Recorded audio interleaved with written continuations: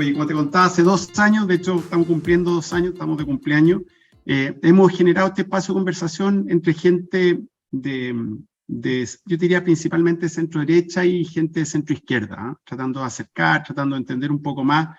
En general, todos nuestros invitados, gente de izquierda y derecha, yo creo que todos se han sentido muy cómodos en una conversación muy informal, muy grata, y la verdad que buscando tratar de capturar y entender un poco el punto de vista de nuestros invitados, ¿eh? Y eso es el sentido y que hemos tratado de promover en Chile Suma. Así que nada, pues, darte la bienvenida, darle las gracias a los que se han ido sumando de Chile Suma, que ahí se van sumando, se van incorporando, y decirte, Arturo, que la idea era que nos puedes contar un poco, no sé, por 20 minutos, tomarte un tiempo ahí para tu mirada de varias cosas, del rol del socialismo, del Partido Socialista, digamos, en la actual coalición de gobierno, ¿cierto?, que está tensionada, el rol del socialismo en el futuro, ¿ah? De cómo tú crees cuáles deberían ser las panteras, por dónde ustedes ven que el partido debería afirmarse y construir un proyecto de país interesante para el Chile del futuro.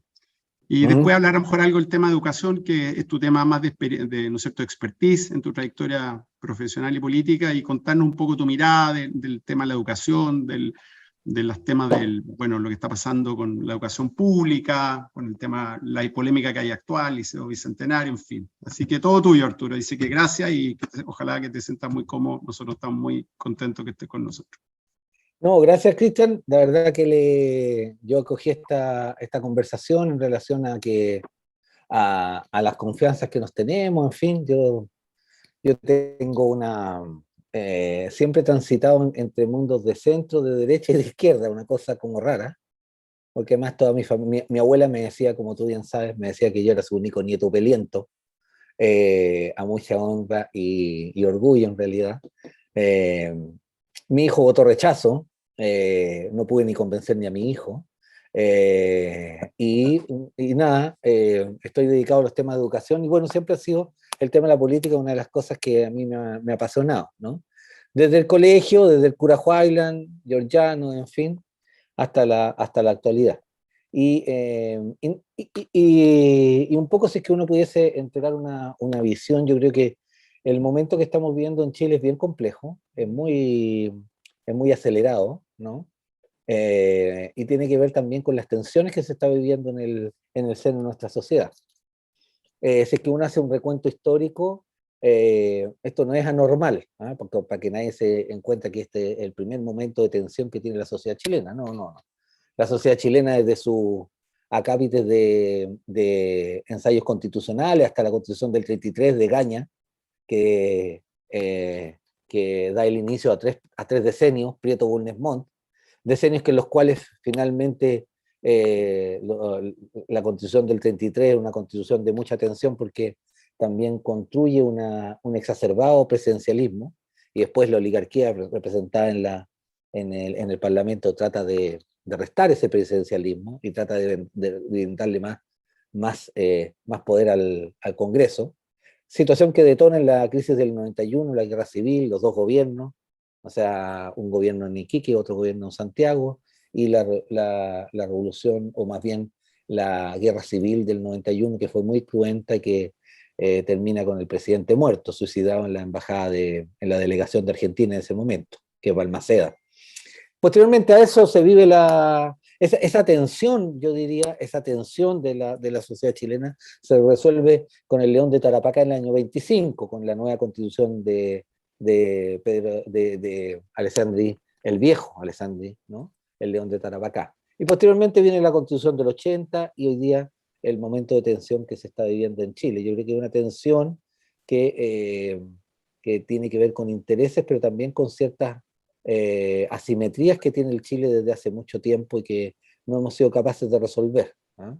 Y no hemos sido capaces de resolver de los diferentes mundos. Yo me muevo mucho en el mundo de la educación, y es abismante la desigualdad y la asimetría que existe en el ámbito de la educación, ¿no? Un niño que estudia en el San George, en el Cumbre, en el San Benito, es muy distinto a un niño que estudia en las compañías o en un colegio particular subvencionado y en un colegio público, ¿no? O en un colegio municipal, por decirlo de una forma. Entonces, no hemos logrado construir unos mínimos comunes, diría Hannah Arendt, la gran filósofa del siglo XX, bajo mi punto de vista, mínimos comunes por los cuales transitar en sociedad. No hemos logrado hacer eso en esta sociedad chilena, ¿no? La sociedad chilena tuvo una tensión grande el año 73, que terminó con un golpe militar para algunos, con un pronunciamiento militar para otros, en fin, una cosa tremenda, ¿no?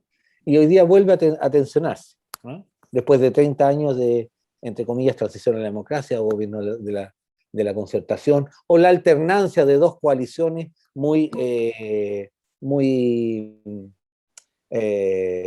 muy compactas en un sentido, ¿no? Compacta en el sentido de que finalmente no es que pensaran lo mismo, pero con matices más o menos lograban ciertos puntos de acuerdo. Hoy día eso no existe.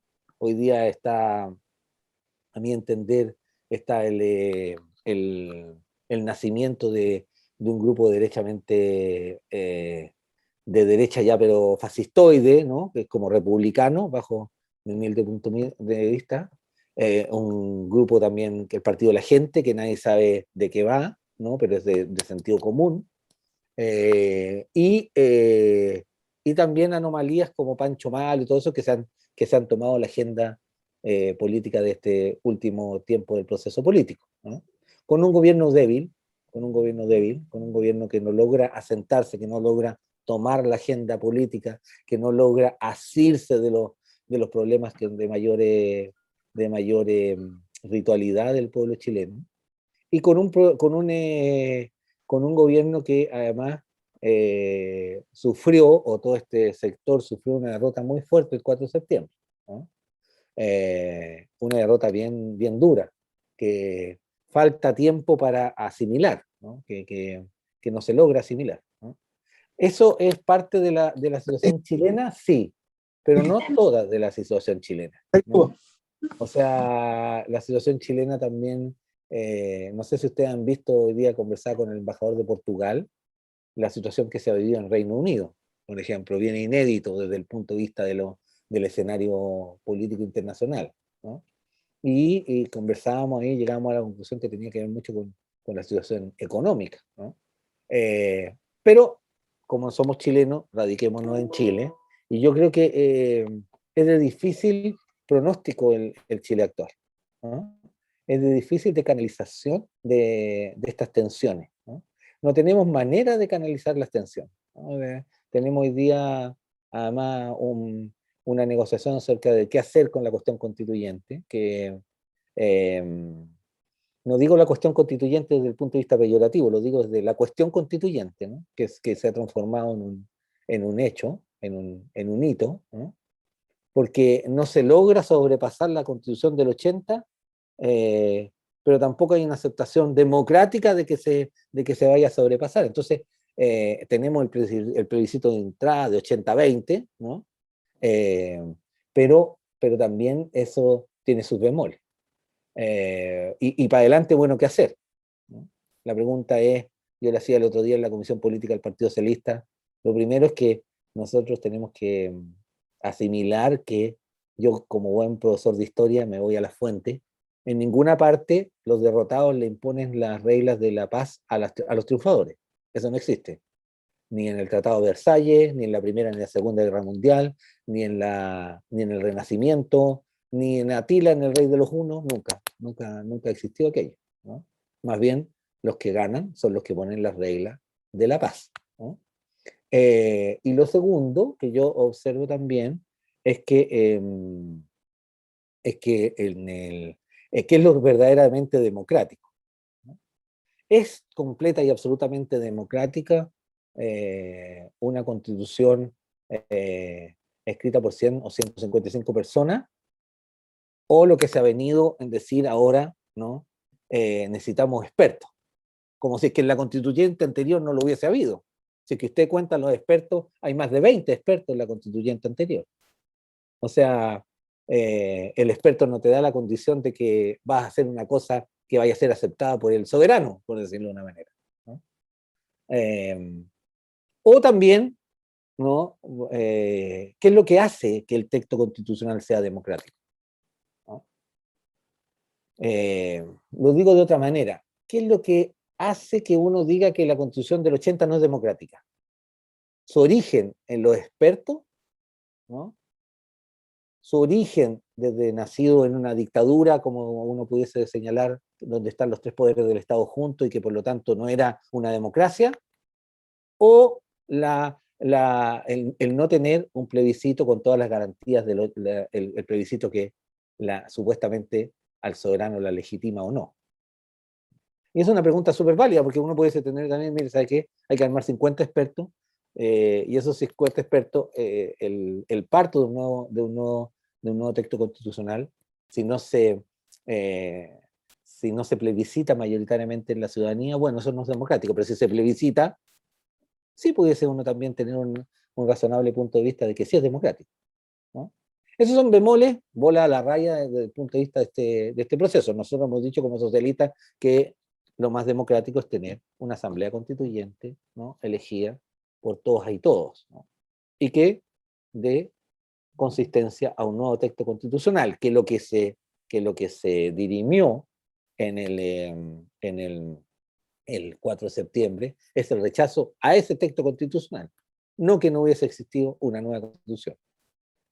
Y también menester en cualquier conversación política observar el Ejecutivo, ¿no? O sea, este es un gobierno que ha ido perdiendo adhesión, eso está demostrado en la encuesta, no estoy diciendo nada nuevo, pero el cómo enfrenta la política pública, el cómo enfrenta el desafío hacia adelante, yo creo que es muy importante, ¿no? En Chile siempre el Ejecutivo ha tenido el mando de la agenda, ¿no? Y eso impone de una u otra manera un ritmo político hacia el futuro. Y las otras cosas esos son como, yo digo, observo como análisis de coyuntura, y las otras cosas que son más bien permanentes. Yo creo que cualquier chileno, como decía mi abuela, bien nacido, del creo que sea y de la ideología que sea, nosotros tenemos que darnos cuenta que hay un tema en la sociedad chilena, ¿no? Eh, hay una anomalía, hay una falta de una conversación, ¿no? No es posible los niveles de delincuencia en los cuales hemos llegado, ¿no? No es posible la cantidad de niñas y niños incorporados en ese tema. No es posible la situación de vacío en el ámbito educacional en el cual estamos. Toda la última encuesta, no sé si ustedes la han observado, pero los niveles de dependencia del alcohol de los jóvenes chilenos, los niveles de dependencia en el ámbito de la salud mental, los niveles de falta de una vida sana, con los niveles de obesidad, ¿no? Son de verdad bien alarmantes, ¿no? Y yo creo que nosotros hemos dejado, no sé si porque uno esté incorporado en este ámbito, pero yo veo que el tema de la educación en Chile es un pendiente muy, muy duro. No nos hemos hecho cargo de eso, ¿no? No nos hemos hecho cargo de un cambio del currículum, de una flexibilidad de una innovación en habilidades y competencias, de desarrollar otro tipo de educación, ¿sí? Y de ahí deriva un poco lo que decía Cristian, que yo he estado desde el 2008 en adelante. Yo me dediqué a pudiésemos decirlo así, geomorfología del cerebro, al tema de cómo aprendemos los seres humanos, ¿no? A la neurociencia aplicada en educación, ¿no? Y, y tener dos horas niños en lenguaje, en matemáticas, va contra la biología. O sea, de verdad que eh, aprender para mí no es aprender cosas buenas, simplemente aprender, es un concepto neutro. Otra cosa es educar y otra cosa es memorizar. Y digo todo esto porque yo creo que existe una falencia brutal en ese ámbito de cosas, ¿no? En lograr habilidades y competencias que los niños vayan a hacer, que los contenidos pedagógicos les sirvan para su vida. Autorregulación, aceptación de la diversidad, mediación de conflictos, sentido de justicia con vinculación con el entorno, ¿no? Autoconocimiento.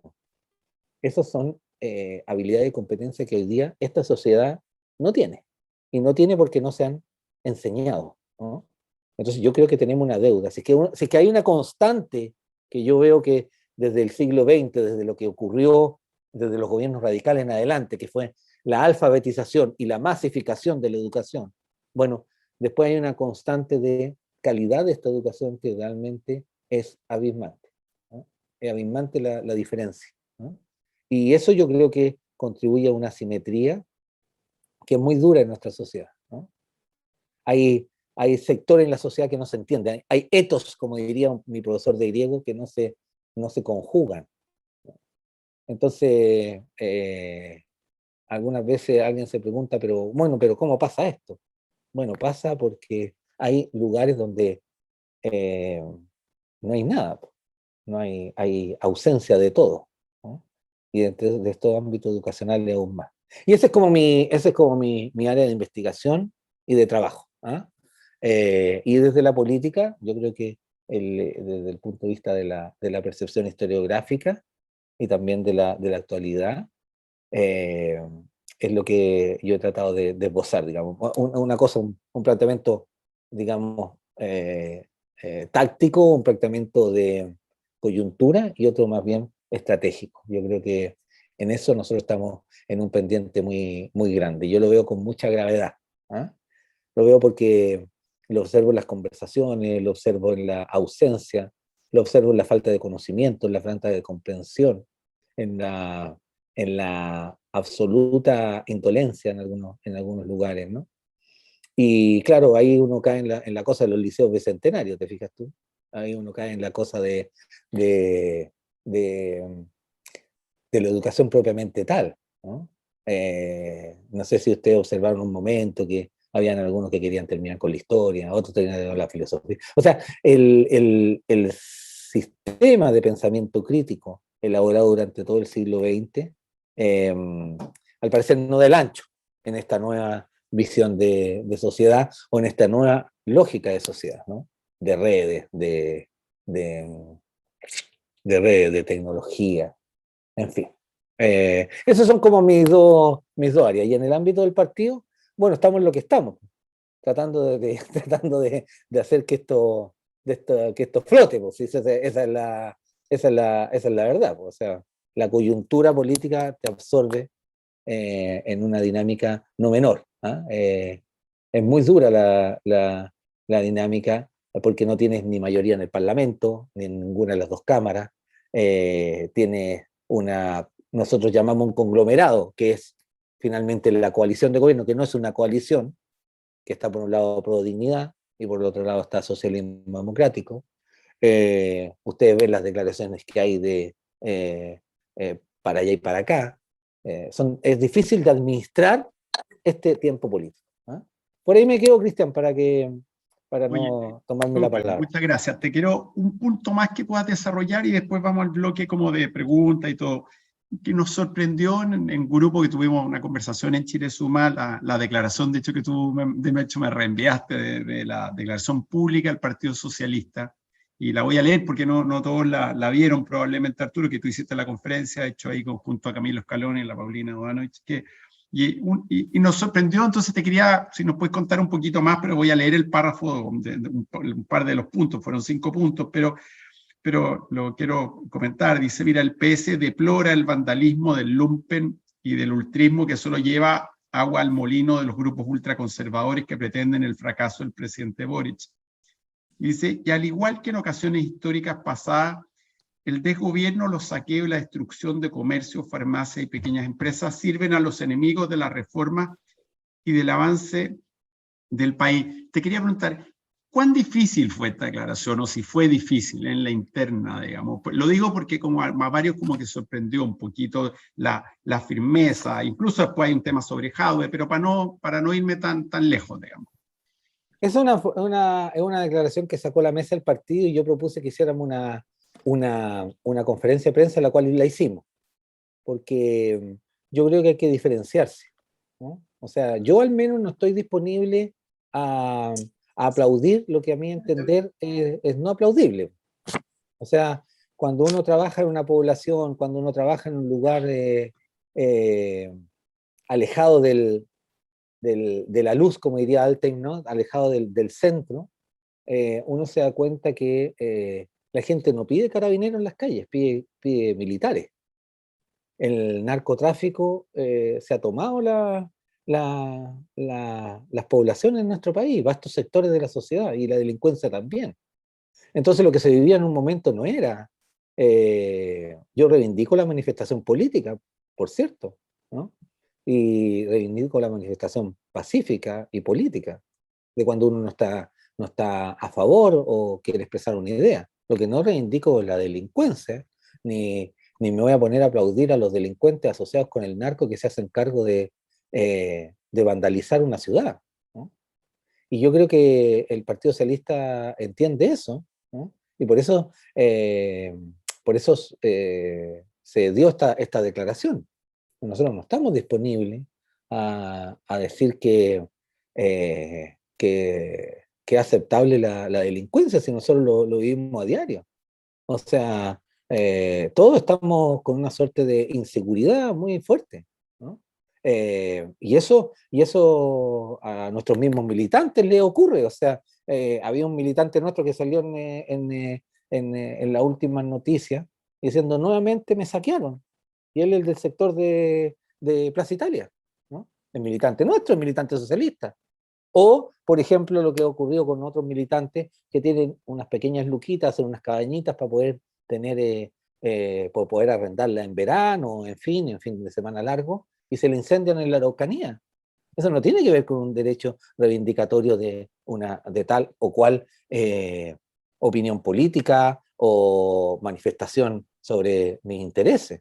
Eso es delincuencia. Entonces nosotros, creo yo, no aceptamos aquello. Y por eso también la segunda parte de esa declaración que tú bien dices, aplaude el Ministerio del Interior, porque Carolina Toá y Manuel Monsalve, creo yo, bajo la situación que se vivió, porque también había un resquemor, porque Carabineros quedó de llegar, por ejemplo, a las 4 de la tarde a Puente Alto y no llegó, ¿no? Se dio un espacio, un intervalo donde hubo un saqueo de una farmacia y posteriormente de un supermercado.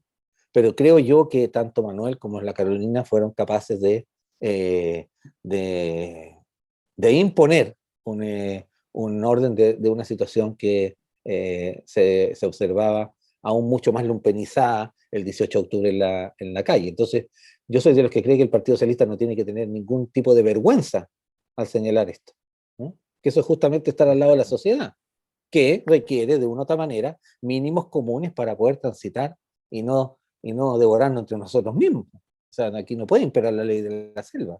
Nosotros socialistas, o al menos creemos en el Estado de Derecho y defendemos la coacción que tiene de una u otra manera ese Estado de Derecho para poder mantener de una u otra forma la convivencia de la comunidad que vive en él. Esa es como la Perfecto. idea. Oye, muchas gracias, Arturo. Ahora vamos a pasar a las preguntas. Lo único sí que quiero recordar, porque fue comentado por algunos miembros de Chile Suma, que me llegaron comentarios, que en la última, donde tuvimos Arturo acá, Felipe Arboe, las preguntas se alargan mucho y se transforman en demasiados muy largas, a lo Paulsen, decimos. Entonces, recordarle a todos nuestros queridos miembros que la idea es poder participar, pero hacer preguntas lo más cortas posible para poder escuchar a Arturo, que es el interés mayoritario. Entonces, por favor, les pedimos ahí esfuerzo en concretar bien la pregunta. Muchas gracias. Va parte Rodrigo Silva. Rodrigo, parte todo tuyo. Ya. Oye, al margen, después me explicáis bien por qué tu opinión del partido de la gente que dejaste a la pasada, pero la pregunta va por otro lado. Se está diciendo que y se ha dicho que el derrotado fue una propuesta constitucional, pero ¿no piensas tú, Arturo, que esa propuesta se parecía demasiado al programa de gobierno? O sea, ¿de qué manera? Porque tú dijiste, oye, los que ganan son los que ponen las reglas de la paz. ¿De qué manera ese programa de gobierno y de qué manera esta discusión como de Atria de que Chile iba a ser el fin o la tumba del neoliberalismo, de qué manera esas tesis están también derrotadas? Y lo otro, si hay alguna autocrítica respecto de esta postura que es nueva, porque hoy día aparece Elizalde como el jefe del Partido del Orden, digamos, y eso no era así hace 2 o 3 años atrás, digamos. Por lo menos había un silencio, no sé, se dejaron cancelar, pero no era lo que pensaba ni siquiera la Concertación, que no prestó ropa para poner orden. Entonces, ahí, en, en cuanto a la profundidad de la autocrítica, en cuanto a que la derrota, si tú consideras que solo de el, ¿cómo se llama?, del texto propuesto, o es la derrota o el repensar las propuestas, y la curiosidad nomás de lo que te cuesta entender el partido de la gente. No le Sí. di por qué contestarlas todas, agárrate en la que No, te no, gusta. no, no. El partido de la gente, porque el otro día estuve en televisión y es súper de criterio de sentido común. Porque el partido de la gente dice, si es que ustedes hicieron una cosa con 155 personas y le fue mal, bueno, ¿por qué no hacemos una cosa con, le preguntamos a la gente si quieren hacer eso o no quieren hacer eso? Entonces, como de sentido común, ¿se entiende? Y, no es desde el punto de vista de una ideología o de un marco valórico, de un contexto, es un partido eminentemente populista, al más viejo concepto de populismo, ¿no? Eso no es bueno ni malo, es así, digamos, ¿no? Entonces, es como raro cuando alguien argumenta desde esa mirada, ¿no? Que es súper notable también, digo desde el punto de vista de la caracterización de esos partidos. Chile ha tenido siempre partidos muy ideologizados y algunos sobre ideologizados, ¿no? Y sus liderazgos también. Entonces, es como los liderazgos del siglo XX, ¿no? O sea, Frei Montalva, Allende, Alessandri, ¿no? Tomic, o después los liderazgos de la transición, ¿no? Entonces, como un molde distinto, a eso es lo que me quiero referir yo, Rodrigo, un molde distinto. Y lo otro que es que, claramente, pues yo creo que el presidente entiende muy bien que, y lo he dicho así en entrevistas, que otra cosa es con guitarra, ¿no? Otra cosa es con guitarra, uno tiene una idea de las cosas, ¿no? Y eso se contrasta con la realidad. Y yo creo que los maximalismos, y ahí dice la declaración, los ultrismos, en la convención constituyente cavaron la derrota. O sea, yo soy profesor de historia, yo sé cuánto la gente, o sea, lo digo de otra manera. Si es que tú observas la última parte del siglo XX, Frei Montalva hablaba de eh, la patria joven, la patria joven, el concepto de la patria joven. Y ahí vienen los jóvenes, en fin, ¿no? El concepto de la patria joven. Allende hablaba, y en sus textos, él se incorpora como herederos de los padres de la patria, O'Higgins, Carrera, Rodríguez, ¿no? Tanto así que el año 72 su mensaje al Congreso Pleno parte con O'Higgins, ¿no? Diciendo qué es lo que para O'Higgins era la nación, que es un párrafo de O'Higgins, ¿no? Entonces, ¿qué es lo que elaboró aquello? Allende hablaba de la vía chilena al socialismo con empanada y vino tinto. No sé en qué momento a algunos sobreideologizados se le ocurrió que la bandera, que el himno, que la patria no era algo que tenía que estar, que no era asible a nuestro ethos, cuando ha sido todo lo contrario siempre desde la historia, ¿no? Por ejemplo, es un error completo, ¿no? Por ejemplo, esta suerte bueno, y todos sabemos lo de la bandera, ¿no? Y todos sabemos lo del himno nacional y cómo comenzó, cuál es la primera estética de la Convención Constituyente. Y de ahí todos los sobre ideologismo, por ejemplo, sobre ideología, ¿no? Gente que hablaba, yo no sé si se acuerdan que en enero había una persona que decía que tenían que anularse los tres poderes del Estado, ¿no? Y después toda la otra cosa que ya le pone chaya al tema, ¿no? Pero que a la gente le hace mucho sentido. Una persona que decía que tenía cáncer, pero no tenía nada cáncer. Otro que votaba desde la ducha. Otro, en fin, ¿no? Y eso fue, de una u otra manera, eh, calando muy hondo en el sentido común del chileno, ¿no? Y de la chilena, y que dije, no, esto no va con nosotros, ¿no? Si no, no es explicable esta votación. Esto no es una votación de derecha. Esto es una votación de que la gente dijo, no, nosotros no vamos a esto, ¿no? Y yo creo que entonces esto es una tremenda farra, porque no se tomó con la madurez, con el sentido político y la profundidad de lo que tiene. Porque, por ejemplo, Rodrigo, lo que a mí me interesaba de esta constitución, ¿no? Eh, no es los ribetes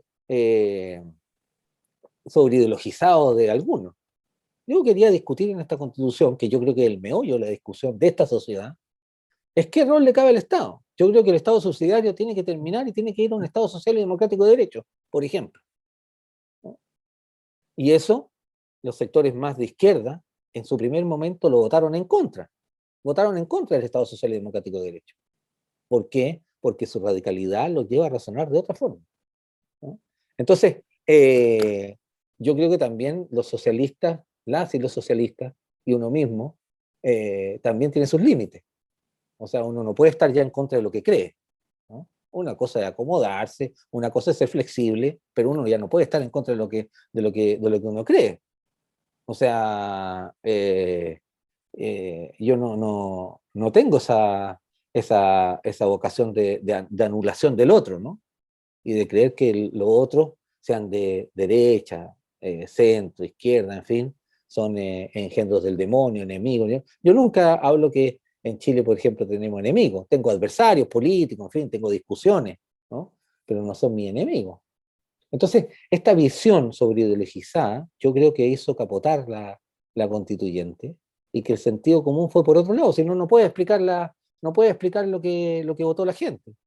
O sea, algunos se llenaron la boca con el tema del agua, y en los lugares donde hay más sequía, arrasó el rechazo. O en los lugares, el tema de la plurinacionalidad, ¿no? Una cosa es la multiculturalidad y otra cosa es la plurinacionalidad, y en los lugares donde hay más población de nuestro pueblo originario, arrasó el rechazo.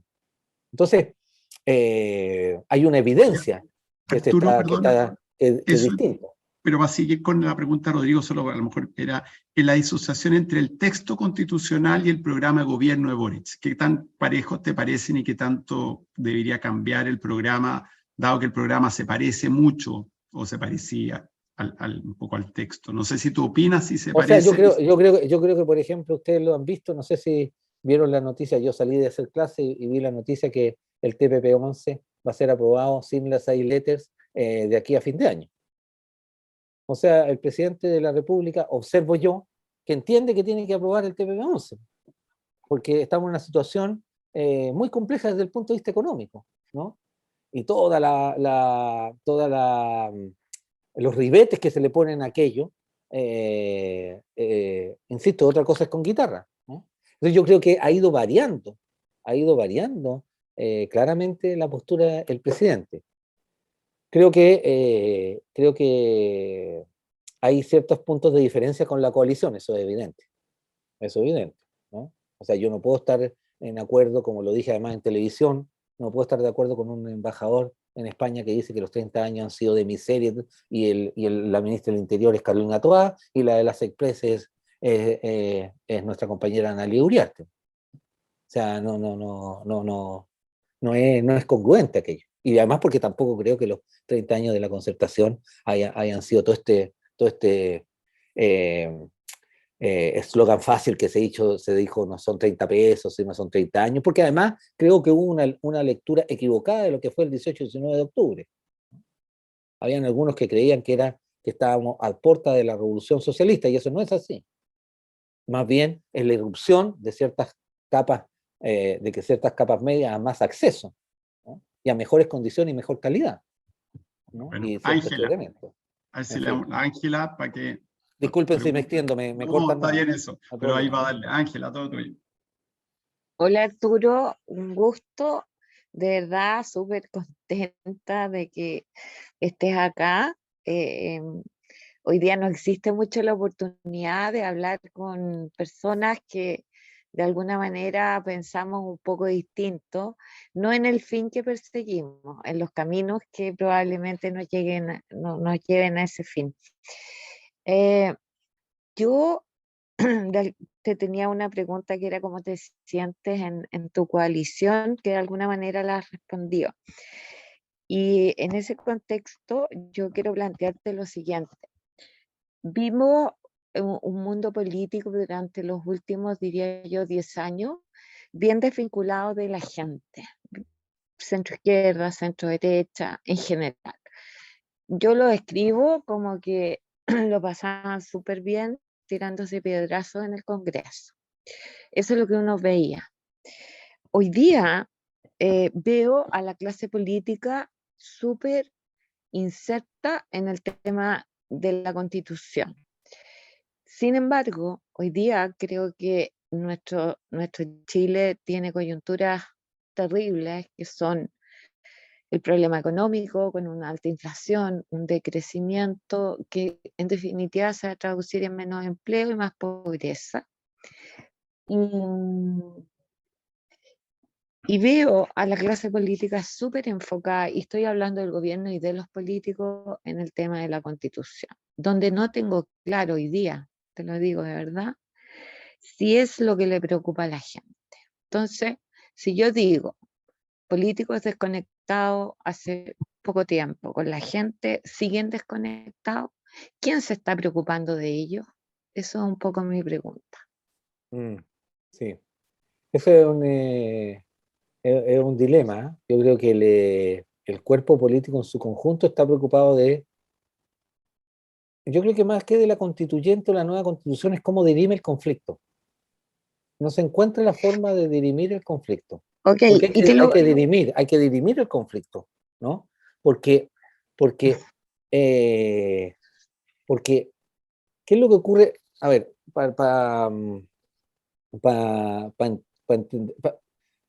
una de las formas de entender la política que es mi manera de percibir ciertas cosas es la correlación de fuerzas. Después del 4 de septiembre, la correlación de fuerzas cambió en la sociedad chilena, ¿no? Entonces, dirimir es muy difícil, ¿no?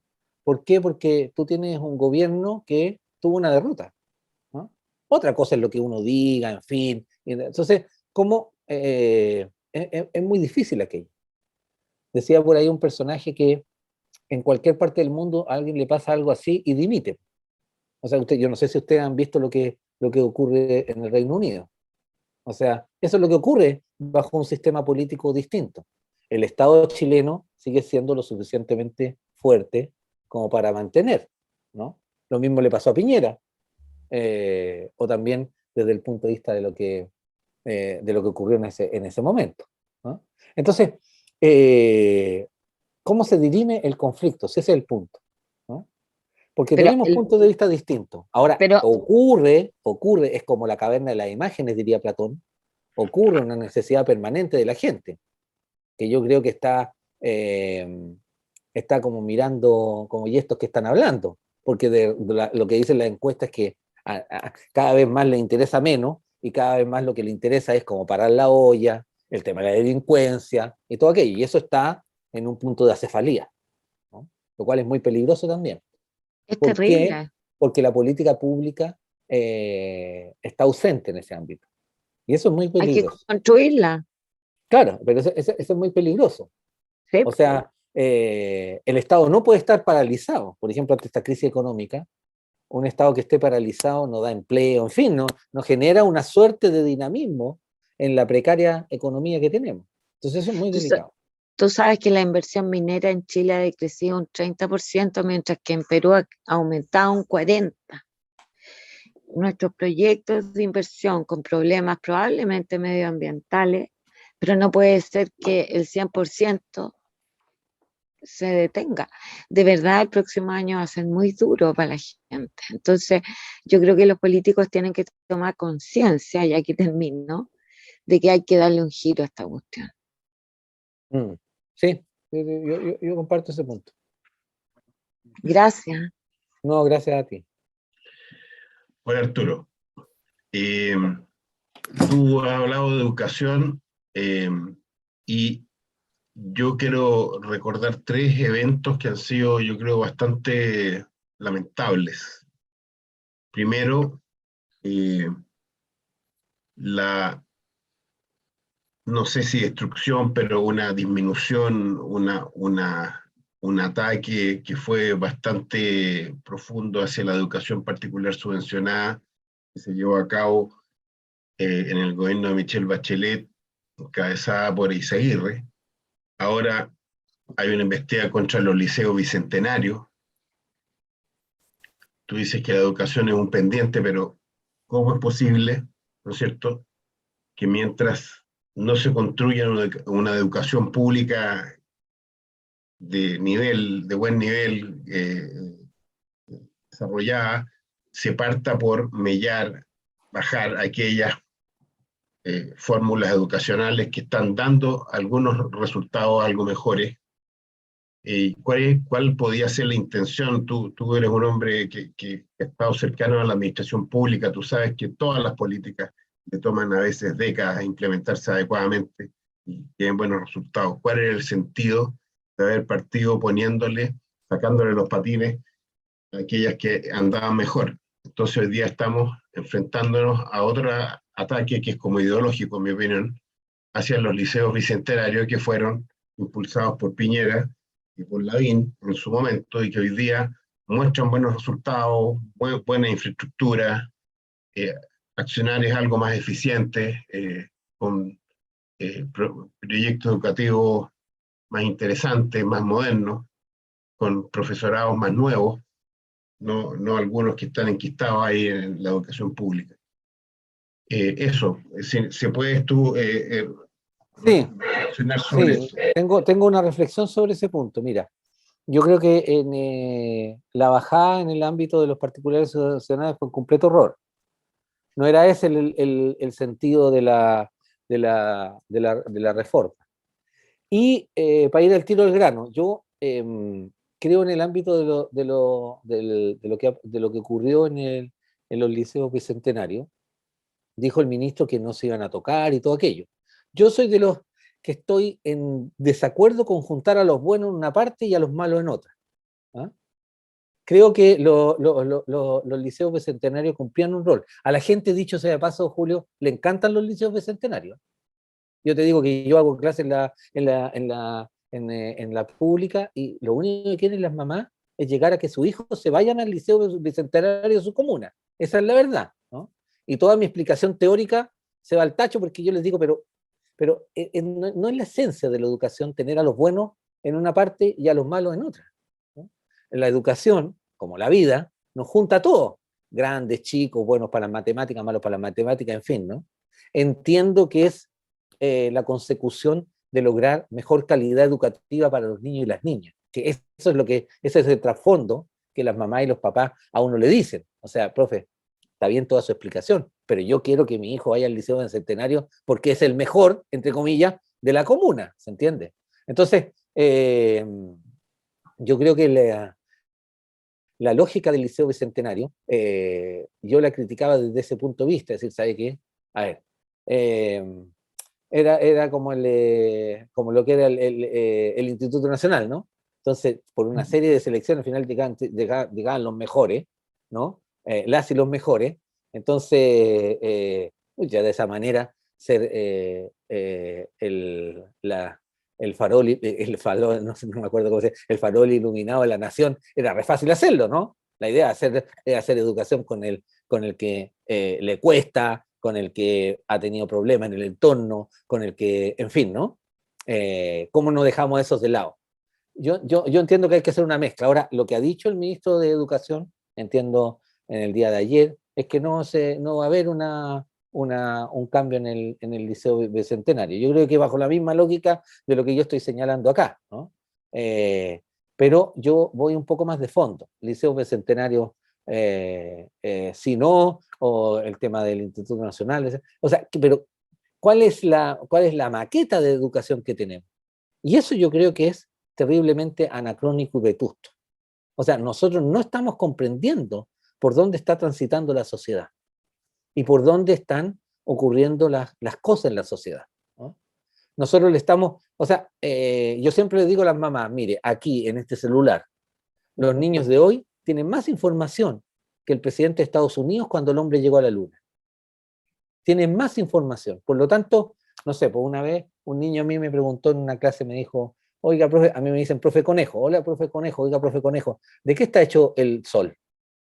Y te juro que yo quedé así como, oh, ¿de qué está hecho el sol? Se me olvidó. Bueno, después investigué, obvio, y nunca se me va a olvidar que el sol está hecho de helio. Pero lo que te quiero decir es que nuestros niños y niñas, ¿no? Y nuestros jóvenes son mucho más ávidos de información y transitan en él una serie de información que antes no había. Y la estructura es la misma. O sea, estamos haciendo una educación en el siglo XXI para el siglo XIX, ¿no? Estamos haciendo una educación con poca renovación desde el punto de vista de sus mallas, del ejercicio de su práctica, más bien basada en memoria que en habilidad y competencia. ¿De qué es lo que se trata la educación? Se trata de que todos los contenidos pedagógicos que a ti te entreguen finalmente te sirvan para hacer lo que tú quieras hacer en la vida, desde el punto de vista de tu esfuerzo, de tus capacidades, de tus capacidades cognitivas, en fin, ¿no? Y de lo que tú puedas desarrollar. Y ahí yo creo que estamos al debe, ¿no? Entonces, a mí me parece interesante la conversación con respecto al tema de los liceos bicentenarios en ese contexto. En ese contexto, ¿cómo hacemos finalmente, ¿no?, una educación hacia el siglo XXI con toda la innovación que hoy día debe existir, ¿no?, y que no se quede en el siglo XX o en el siglo XIX? Y ese es un desafío pendiente. Y es un desafío pendiente no solamente desde el punto de vista de la escuela pública. Ojo, ¿no? Nuestros indicadores desde la particular también están muy por debajo de los indicadores internacionales. O sea, también en el St. George, también en el Verbo Divino, también en el Cumbre, también en el San Benito, también ahí estamos por debajo de lo internacional, ¿no? Y eso y a mi entender es porque se entiende la escuela de una manera anacrónica y vetusta, ¿no? Y en ese marco, bueno, yo digo, bueno, hay que innovar. Y en eso hay que atreverse. Y como tú bien señalas, las decisiones de hoy tienen repercusión en 20 años más. O sea, si es que uno hace de una u otra manera una educación distinta, ¿no? Tiene que ser vinculada a 20 años más. Y por eso irse en contra de los particulares sancionados, en fin, ¿no? ¿Cuál era el centro de la reforma educativa? El tema de la desmunicipalización, que se fue observando ahora con los servicios locales de educación, ¿no? Los servicios locales de educación que se entienden que son la educación pública, gratuita y de calidad, ¿no? Y que eso está ocurriendo desde hace unos años a la fecha, pero que tiene diferentes reticencias, ¿no? Entonces, yo creo que esa es la conversación que hay que dar, ¿no? Y no entendiéndose ni como Finlandia, ni como Japón, entendiéndose como este país y cómo avanza hacia el futuro. Chile no tiene mal antecedente de aquello, ¿no? La educación pública de Chile dio 2 premios Nobel en el siglo XX. Eso no es por claro, es por una capacidad de Pablo Neruda y Gabriela Mistral sorprendente, sí, está bien, pero también es un acervo de acumulación, ¿no? Es un parto histórico de un trabajo no sé, cuando Balmaceda señaló que había que ser el Instituto Pedagógico, por decirlo de una manera, en 1891, ¿no? O las escuelas normalistas. Ese es un parto de la educación pública. Entonces, yo creo que nosotros estamos falentes en aquello, ¿no? Tenemos muchas fallas en aquello, ¿no? Y claro, tenemos formas de medición anacrónicas también. El CIMSE es una forma anacrónica, o sea, pruebas estandarizadas no te sirven para observar de verdad qué es lo que está ocurriendo, como conversábamos el otro día ahí, cuando te van a tomar el CIMSE a los niños que se portan mal o que tienen mala nota, se les dice, mire, mamita, ¿por qué no los deja en la casa? En fin, ¿no? Entonces no mide realmente lo que está ocurriendo en la educación chilena, que es bastante más profundo que la medición del CIMSE. O sea, Yo tengo alumnos en primero medio que le he dicho, bueno, entonces como dijo Bernardo Higgins, y el alumno me pregunta honestamente, ¿quién es Bernardo Higgins? ¿No? Y eso es un problema para Chile, no es un problema solo exclusivamente para ese alumno y para esa comunidad educativa, es para Chile, ¿no? Porque genera vacíos, y vacíos muy, muy duros de asimilar posteriormente. Los 2 años Gracias. de pandemia también aportaron. En fin, eso. Gracias, Arturo. Hay Patricio, bueno, y los que quieran ir preguntando, acuérdense de pedir la palabra por el WhatsApp, el chat. Patricio. Gracias. Gracias, Arturo, por estar con nosotros. Es muy agradable escuchar con buenos argumentos lo que tú has planteado desde el punto de vista del socialismo democrático.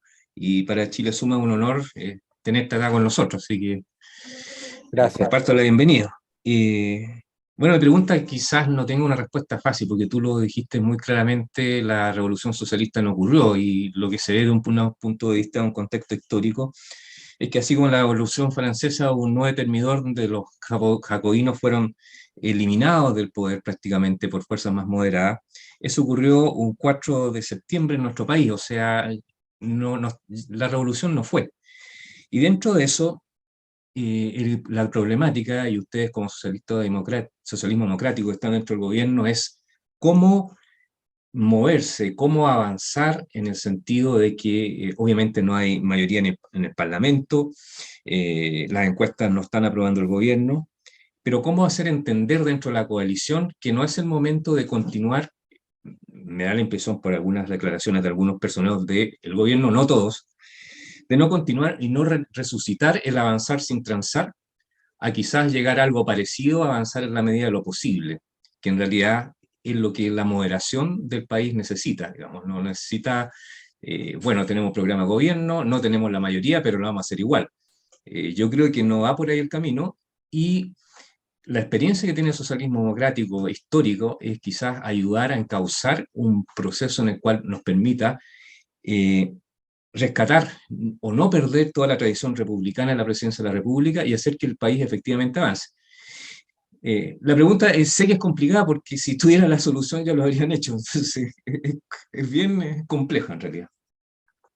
Claro, esa pregunta, Patricio, tiene que ver con la magia de la política. Eso es lo que se va, to be continued, o sea, esto es lo que va a ocurrir en el tiempo que viene. Cómo somos capaces de una u otra forma, salir adelante, ¿no? Con estas tensiones que existen, ¿no? Para uno es como obvio, pero no para todos es obvio. ¿Por qué? Porque hay una parte del conglomerado, ¿no?, que nació en antagonismo hacia nosotros. Si esa es la verdad. Si esa es la verdad. Entonces nació en antagonismo hacia estos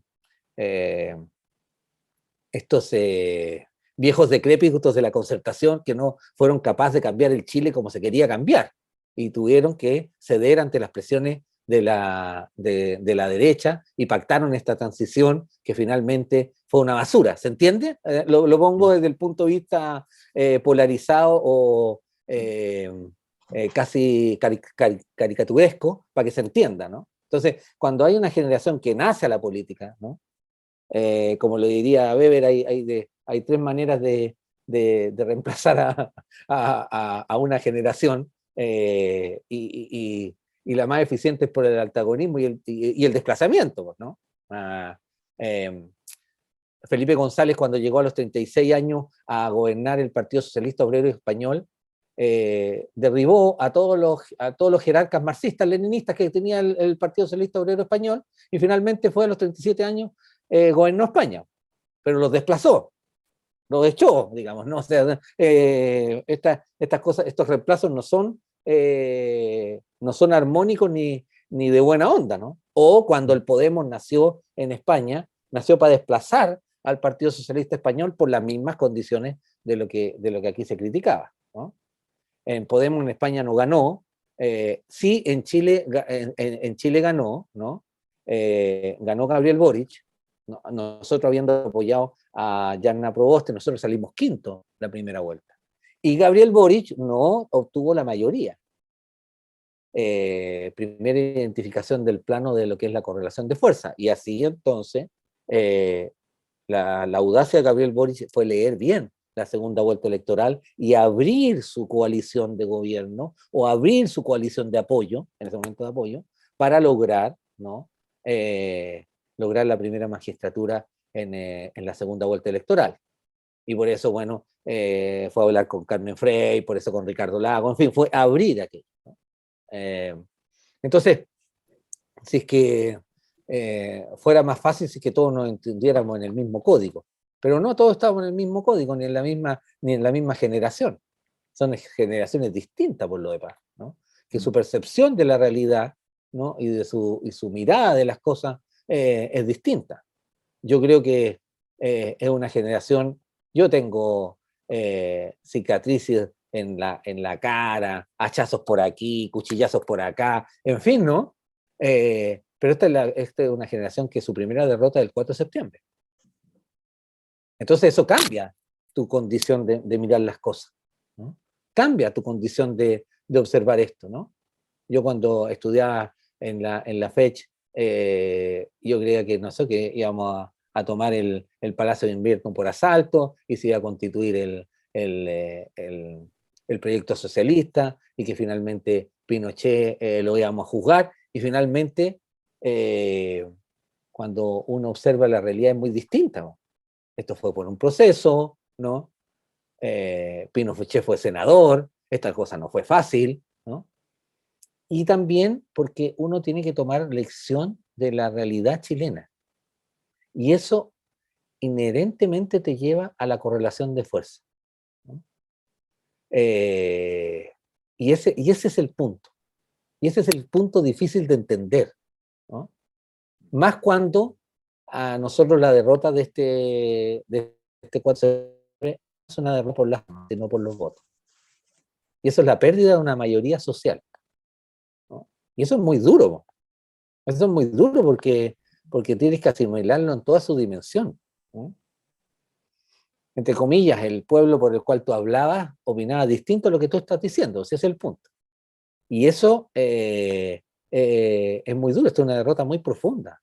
Entonces, asimilarla y estar ejerciendo el Ejecutivo, creo yo, debe ser una de las cosas complicadas de la vida.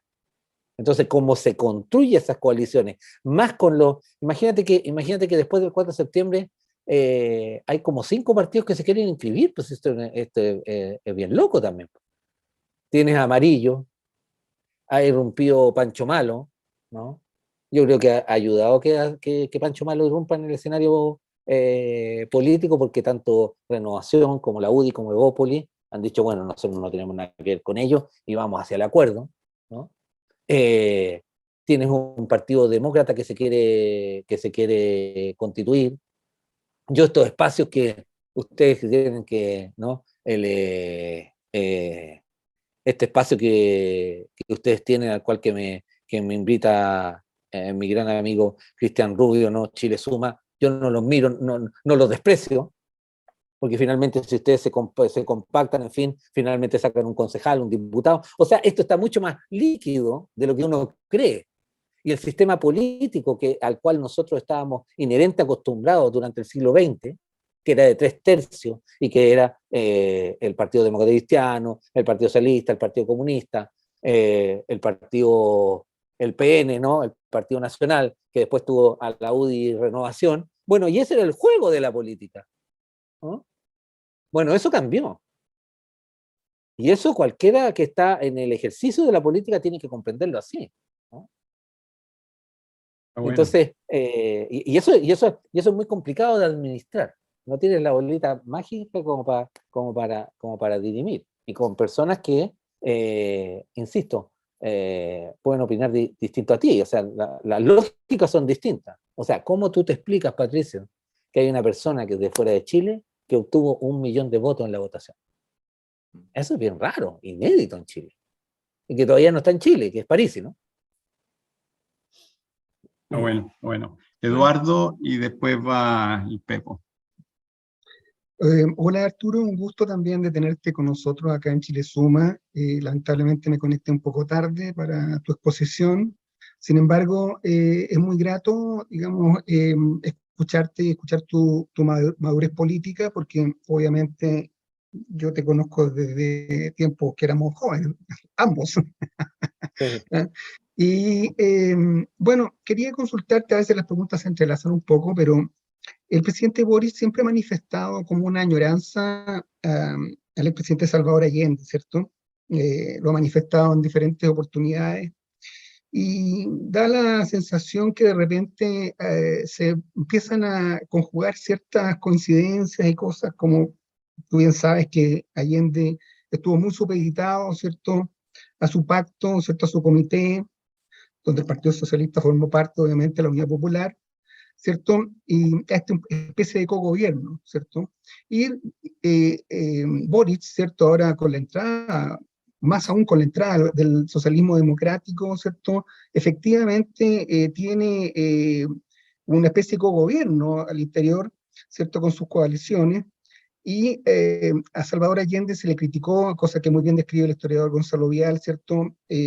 La falta de muñeca para manejar en su momento las crisis internas, lo que hoy en día Mochati define como la grieta. Tú algo has hablado de ello. Y entonces, primero, preguntarte, digamos, cómo es la muñeca de Gabriel Boric, y segundo, digamos, si tú ves que esto va a seguir teniendo coincidencias, porque Salvador Allende obviamente que entró en una crisis económica diferente a la actual, ¿cierto? Por diferentes causas, pero también una crisis social, ¿cierto? Con un descontento que ya se expresa en las encuestas, ¿cierto? Cada vez más se profundiza ese descontento y que finalmente terminó en una ingobernabilidad. Entonces, ¿cómo ves que tú esos vidas, cómo se entrelazan un poco, digamos, y cómo ves hacia adelante eso? Gracias. Sí, mira,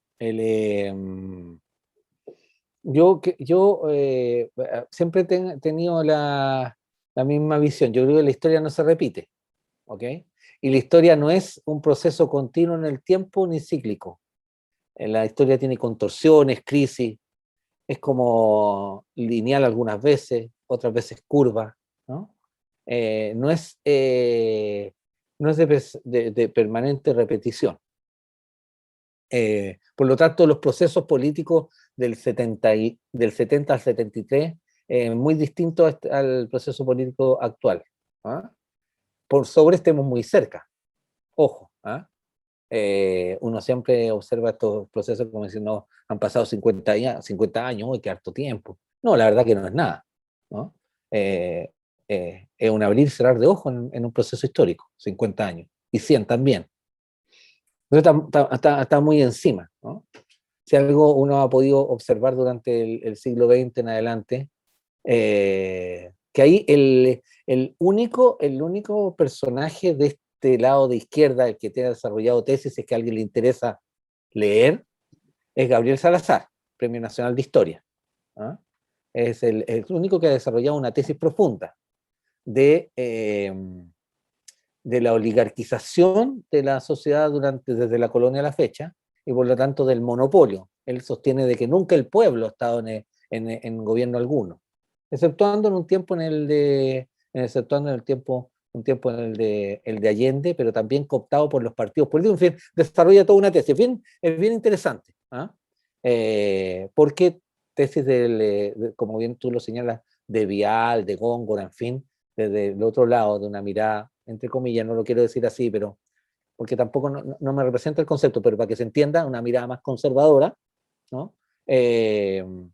Observa el juego político, o sea, cuando,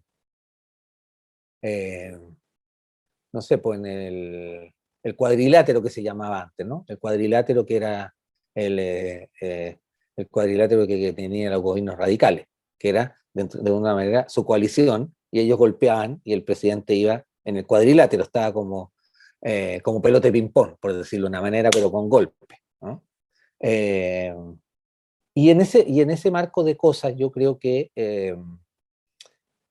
el manejo de la coalición es distinto. Nosotros estábamos acostumbrados a un manejo de una coalición distinta, porque éramos una coalición. Esto no es una coalición. Nosotros hemos dicho un conglomerado. porque son dos coaliciones, no es una, es un conglomerado, ¿no? Que se entiende y que algunas veces se tensa, ¿no? Situación que siempre ha sido el ejercicio de la política chilena.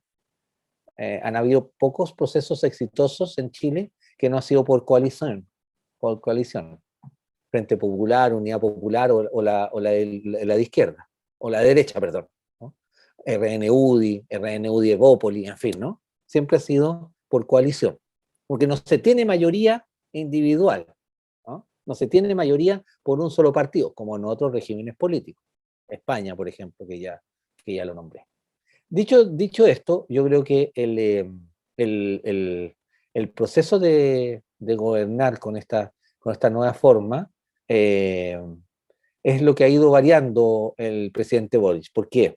Porque el último cambio de gabinete así lo demuestra, ¿no? Hay un cambio de eje, desde al interior de la coalición, pero hay un cambio de eje, ¿no? Por eso usted ve ahí en las declaraciones del senador Latorre, que la ex concertación no nos venga a decir cómo resolver la crisis, ¿no? A mi entender, palabras que no tienen sentido. El presidente definió que una persona de la ex concertación fuera su ministro del Interior, su jefe de gabinete, ¿no? El ejercicio anterior no tuvo buen resultado. Y ese es un cambio de eje. Falta tiempo, creo yo, para que se vaya asimilando en una adhesión al gobierno, ¿no? Decía algunas personas que ven las encuestas que el gobierno está llegando a su primera vuelta, por decirlo de una manera, ¿no? Yo creo que no hay gobierno que resista y que le vaya bien cuando tú tienes la curva de la delincuencia y la curva de la economía mal. Casi todos los gobiernos o casi todos los pueblos giran hacia la derecha, y no hacia una derecha moderada, ¿no? Es el peligro de Chile, ¿no? Girar hacia un extremo de derecha, ¿no? Tratando de, entre comillas, garantizar el orden, la seguridad, la estabilidad, ¿no? Y el bienestar económico. Por eso es importante lo que me hacía la pregunta al comienzo. ¿Quién está preocupado de estos temas? Pues si no hay nadie preocupado de estos temas, bueno, la gente empieza a observar, bueno, ¿quién resuelve estos temas? Si al final esto es un tema práctico, es un tema material, no es un tema de lucubración teórica, ¿no? Entonces ese es un dilema muy de fondo que ha de resolver el gobierno prontamente. Si no lo resuelve prontamente, es una deriva muy, muy compleja. Muy compleja. No hacia una crisis institucional, ¿no? Porque no la observo. O sea, el momento más delicado de Piñera es cuando porque fue un momento muy delicado, estamos en guerra. Y el general le dijo, no, yo no estoy en guerra con nadie. Ese es un momento de extrema debilidad, ¿no? Y la situación se mantuvo. Claro, uno puede decir, pero no se mantuvo un gobierno. Sí, pero era un gobierno que era capaz de salir del cuadrilátero, salir del rincón y asumir la agenda, y metía las patas de nuevo, y en fin, ¿no? Y cambiaba de ministro del Interior, y algunos no resultaban ni duraban menos, pero hacía el juego de la política, lo cual que finalmente le permitió terminar, ¿no? Terminar mejor de lo que muchos hubiesen pensado en ese momento. Entonces, eso es lo que tiene que dirimir. Y yo creo que eso es por un Estado que tiene, pese a lo vapuleado que ha sido, es un Estado fuerte, ¿no? Es un Estado que concentra mucha fuerza, ¿no? Y que mantiene. Entonces, eso es lo que debe dirimir el presidente prontamente. Ya lo empezó a dirimir con este cambio de gabinete, ¿no? Se empieza a notar en el ámbito del TPP-11, se empieza a observar en situaciones que uno observa que empieza a tomar un liderazgo, observo yo. Gracias, Arturo. Como decían por ahí, ¿verdad, Arturo? La historia no se repite, pero rima, ¿no? Puede rimar. Rima, sí, algunas veces rima, algunas veces rima. Oye, Pepo Canales. Hola Arturo. Oye, yo quería aprovechar tu experiencia en educación, a ver si nos puedes dar tu reflexión acerca de lo que pasa con los profesores. Cuando uno ve hoy día lo que está pasando con los profesores, tú ves que no se llenan las vacantes, hay un déficit de 26.000 profesores, y la solución fácil es bajar los puntajes de entrada, lo que va completamente en contra de tener a gente mucho más preparada y competente en el tema. ¿Ah? Porque aparte de eso, tú ves que es una profesión que hoy día tiene índices de inseguridad en las salas de clase, una tasa de un 50% de abandono al 5.º año. Entonces, es realmente, esta es la piedra de tope de cómo ir mejorando hacia adelante. Y uno ve que en la discusión pública, la verdad, la solución fácil de cambiar el puntaje y bajar los requisitos es como lo que uno ve, ¿te fijas? Entonces, no sé cómo ves tú ese tema. Yo observo que el tema a ver, por un lado, yo creo que un centro educacional, sea escuela, colegio, liceo, colegio particular, colegio particular subvencionado, lo que sea, lo hace el liderazgo pedagógico, ¿no? O sea, cuando uno entra a un establecimiento educativo se da cuenta inmediatamente si hay liderazgo pedagógico o no hay liderazgo pedagógico, ¿no? Lo huele, una cosa bien rara, ¿no? Y eso tiene que ver con la formación de los profesores, ¿no? De las y los profesores.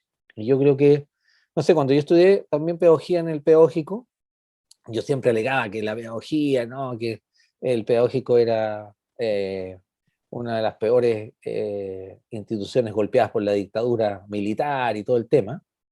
Y finalmente me doy cuenta que igual tuve brillantes profesores.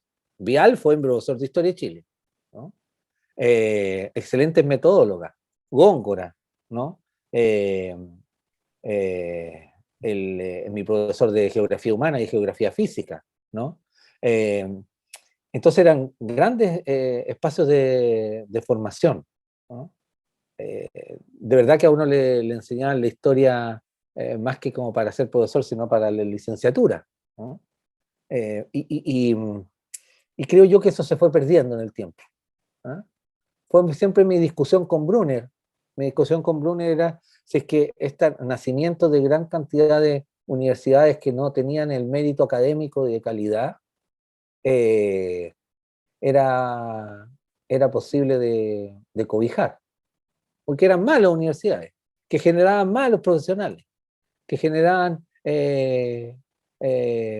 malos profesionales, ¿no? Y Brunner siempre decía, bueno, hay que ampliar la matrícula porque el nivel de acceso es solamente para algunos. Y ahí me mostraba los datos de la Universidad de Chile, la Universidad Católica, que la élite y todo el tema, ¿no? Y eso fue fuerte en el ámbito de los profesores y las profesoras, que yo defiendo y además creo que tienen una gran labor. Ahora,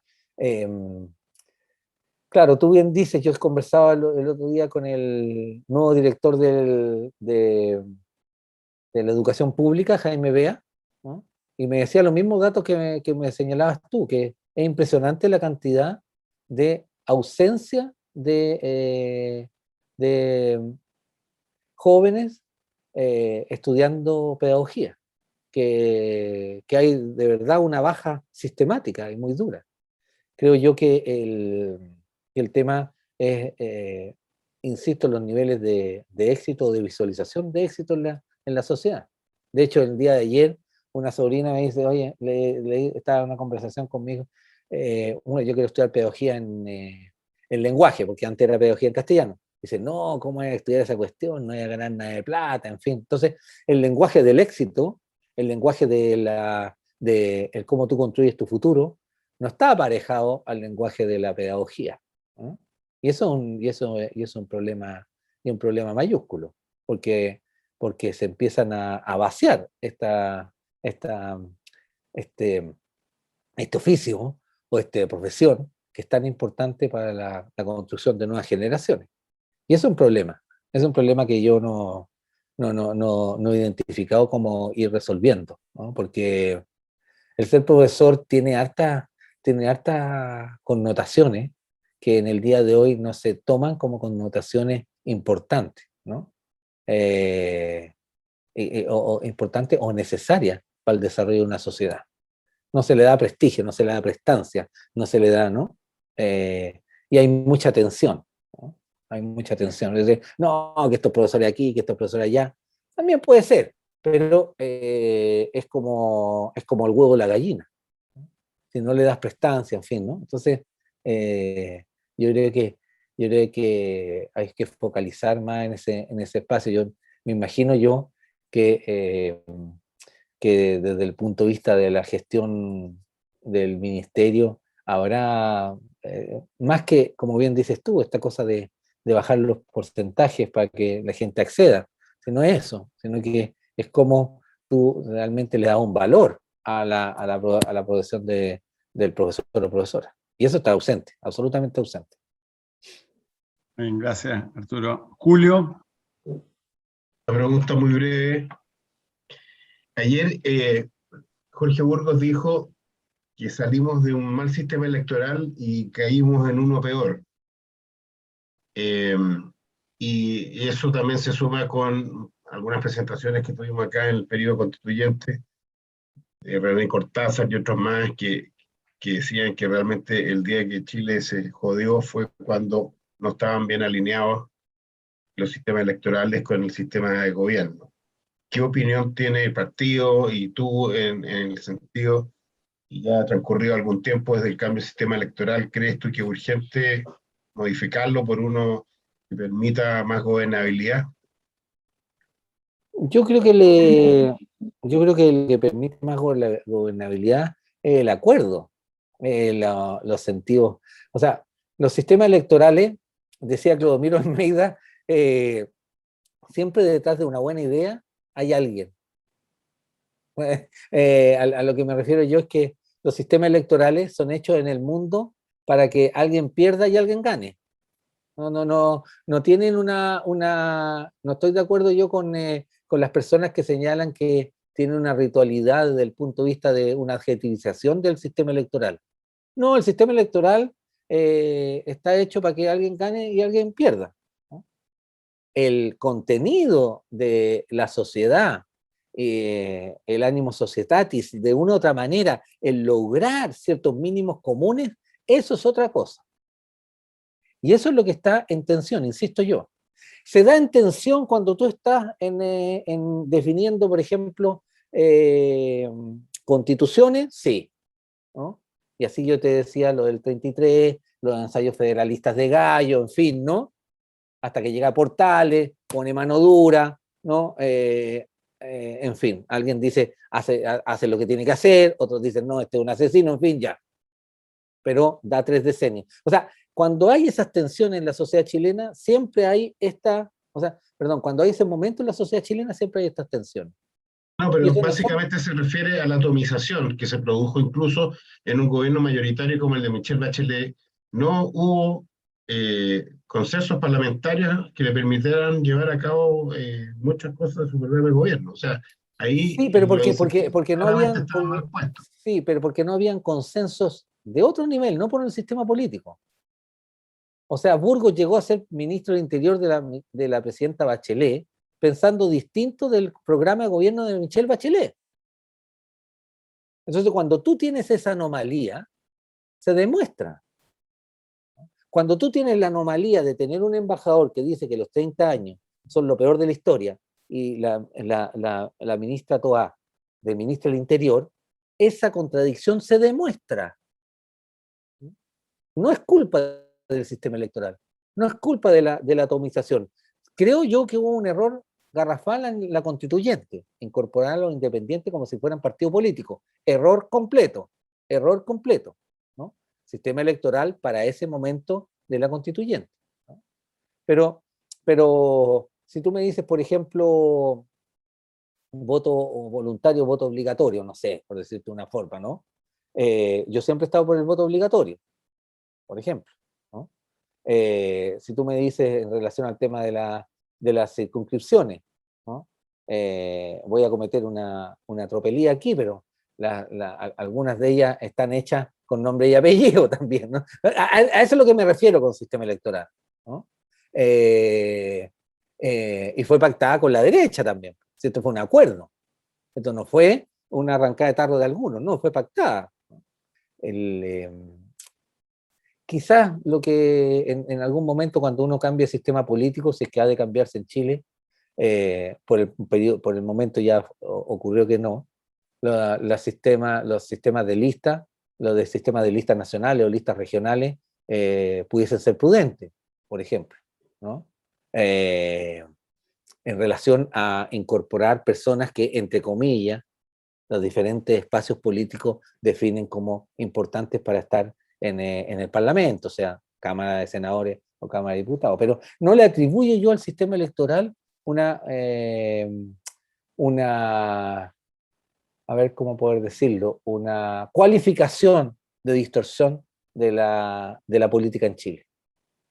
No, es parte de, pero lo que a mí me parece más de fondo es que no hay una definición de ciertos mínimos comunes. Y eso es un tema muy, muy complicado, porque a río revuelto ganancia pescadores. O sea, a río revuelto, cuando tú no tienes ese acuerdo, bueno, ganancia de los pequeños, ¿no? Si eso es lo que está ocurriendo. Está bien. Oye, muchas gracias, Arturo. Ha estado muy entretenida la conversa. Agradecerte el espacio que has tenido con nosotros, la franqueza más para conversar todos los temas, responder todas las preguntas. Desear que sigamos en la construcción de los mínimos comunes, que fue lo que mencionaste al principio, y que pronto Chile pueda encauzarse, ¿no es cierto?, en una base de mínimos comunes que le dé un futuro más próspero que el que hemos tenido estos últimos años. Así que muchas gracias. Ahí les pido a todos que abran el micrófono. Siempre hacemos un aplauso a nuestro invitado y por el Muchas tiempo que se gracias a tomó. Así ustedes. que, Muchas gracias a ustedes por la invitación, y cuando quieran, la reflexión política, la conversación, en fin, algo que se ha olvidado en Chile. El conversar, el dialogar, el reflexionar juntos es más importante que reflexionar solos, tan obvio como aquello. Creo que se olvida en momentos de la historia de Chile. Nos enceguecemos, creemos que tenemos las verdades absolutas de a uno. No, la mayéutica, diría Sócrates, es el mejor método. Las verdades entre todos son mejores verdades que la única. está bien, gracias, Arturo, y un aplauso ahí. Chao, chao. Muchas gracias. Chao. Muchas gracias. Esté Muchas muy gracias. bien. Chao, y gracias. Gracias Chao, a todos chao. por asistir. Chao, chao. Chao, chao, chao, chao, chao.